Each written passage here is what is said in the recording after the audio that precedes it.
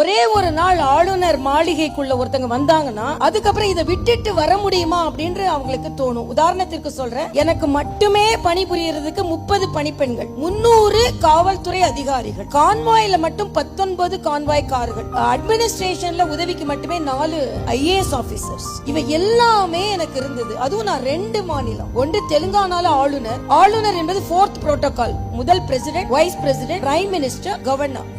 Lieutenant governor என்றது அதை விட பவர்ஃபுல்லான போஸ்ட். ஏன்னா முதலமைச்சருக்கு கூட கைட் சொல்லக்கூடிய ஒரு பதவி. அது வந்து நான் புதுச்சேரியில இவ்வளவு வசதி, ராஜ்பவன் பார்த்தாலே ராஜபவனம், அதனால அவர் பேர். ஆனா நான் தெலுங்கானாக்கு போன உடனே முதல் வாரத்திலேயே பத்திரிகைகள் என்ன எழுதியது என்றால், ராஜ்பவனம் பிரஜாபவனமாக மாறியது. பிரஜாபவனம்னா மக்கள் பவனமாக மாறியது. ஆக ராஜாக்களுக்கான பவனம் இல்லை, இது மக்களுக்கான பவனமாக மாற்றினது. ஆக அந்த அளவிற்கு எனக்கு மக்கள் மீது ஒரு ஈடுபாடு உண்டு. ஒரு தங்க கூண்டுல வசதியா உட்கார்றதை விட கூட்டத்துல உங்களோடு ஒருவளா உட்கார்றது எனக்கு பிடிக்கும் என்பதனால் அதை விட்டு நான் இங்கே வந்தேன்.